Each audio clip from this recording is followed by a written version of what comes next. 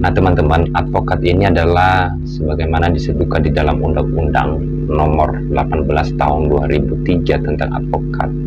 Di dalam pasal 1 angka 1 menyatakan bahwa advokat adalah orang yang berprofesi memberikan jasa hukum, baik di dalam maupun di luar pengadilan, yang memenuhi persyaratan berdasarkan ketentuan undang-undang ini, yang artinya berdasarkan ketentuan Undang-Undang Nomor 18 Tahun 2003 tentang advokat. Nah, kemudian dalam menjalankan profesi advokat, bahwa advokat itu memiliki hak istimewa yang merupakan hak imunitas, yang bagaimana disebutkan di dalam pasal 16 Undang-Undang Advokat, yang menyatakan bahwa advokat tidak dapat dituntut secara baik secara perdata maupun secara pidana dalam menjalankan tugas profesinya dengan itikat baik, ya, untuk kepentingan pembelaan klien dalam pengadilan atau dalam sidang pengadilan. Nah, teman-teman, kenapa saya mau membahas terkait dengan hak imunitas advokat ini? Karena sekarang udah banyak atau lagi ramainya banyaknya penyidik menetapkan advokat dalam menjalankan profesi advokat ditetapkan jadi tersangka. Nah, harusnya para penyidik harusnya mengerti dan harusnya paham terkait dengan hak imunitas advokat ini. Nah, kemudian terkait dengan hak imunitas advokat, sebagaimana putusan Mahkamah Konstitusi Republik Indonesia nomor 26 garing PUU garing Romawi 11 2013 yang mengatakan bahwa advokat itu tidak dapat dituntut baik secara perdata maupun pidana dalam menjalankan tugas profesinya dengan itikat baik untuk kepentingan pembelaan klien di dalam maupun di luar sidang pengadilan. Nah, di mana putusan Mahkamah Konstitusi ini adalah menguatkan, ya, pasal 16 Undang-Undang Advokat yang sebagaimana saya sebutkan tadi, ya, bahwa teman-teman juga harus mengetahui bahwa di dalam pasal 15 Undang-Undang Nomor 18 Tahun 2003, advokat itu bebas dalam menjalankan tugas profesinya untuk membela perkara yang menjadi tanggung jawabnya, ya, dengan tetap berpegang pada kode etik profesi, nah, dan peraturan perundang-undangan. Jadi advokat ini juga mempunyai batasan-batasan dalam menjalankan atau dalam menjalankan profesinya atau dalam menangani perkara kliennya. Jadi sudah dibatasi dengan kode etik advokat. Dalam kode etik advokat itu sudah diberikan hal-hal yang tidak boleh dilakukan oleh seorang advokat.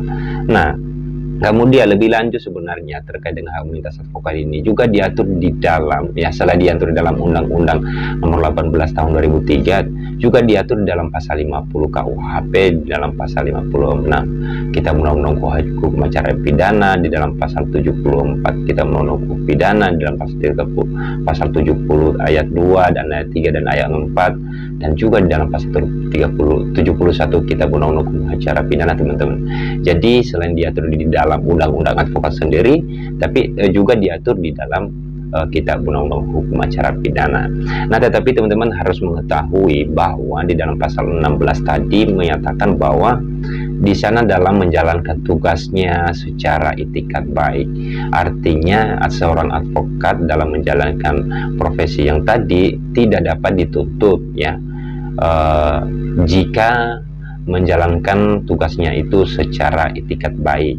Tetapi ketika seorang advokat menjalankan profesinya membantu seseorang, kemudian dia melakukannya secara tidak itikat baik, maka dengan sendirinya hak imunitas advokat yang bersangkutan akan kemudian menjadi hilang, ya, sehingga teman-teman advokat tersebut dapat diproses melalui Dewan Kehormatan, ya, melalui Dewan Kehormatan di dalam organisasi advokat, sebagaimana sudah disebutkan di dalam pasal 10 Kode Etik Advokat. Yang memproses itu adalah Dewan Kehormatan yang memeriksa, ya, mengadili pelanggaran-pelanggaran yang dilakukan oleh advokat-advokat yang dianggap telah melakukan suatu perbuatan, suatu tindakan yang berlebihan sehingga berpotensi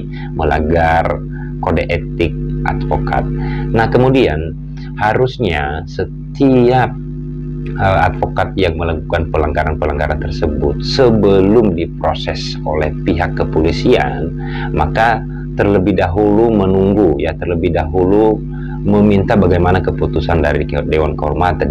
Nah, ini adalah merupakan hal yang perlu diluruskan, ya. Seharusnya para penyidik itu harus berkoordinasi dengan Dewan Kehormatan di dalam organisasi advokat. Jadi tidak langsung tiba-tiba menetapkan tersangka seorang advokat yang sedang membantu para pencari keadilan di luar pengadilan atau di dalam pengadilan. Jadi seharusnya, ya, ketika sudah diputus dianggap sudah sudah memenuhi, sudah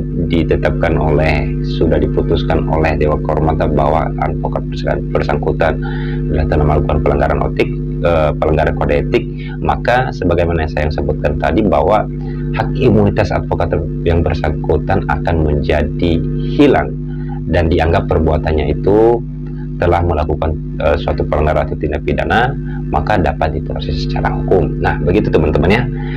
Semoga bermanfaat video ini, karena mengapa saya bahas terkait dengan hak imunitas advokat ini, itu tadi seperti yang saya sampaikan, bahwa karena banyaknya rekan-rekan advokat, senior advokat yang sekarang ini tiba-tiba sudah dijadikan tersangka. Nah, teman-teman pasti tahu, dan teman-teman pastinya yang mengikuti media sosial banyak mengetahui informasi-informasi terkait dengan advokat yang sudah ditetapkan tersangka oleh pihak-pihak kepolisian. Terima kasih, semoga bermanfaat dan sampai jumpa kembali.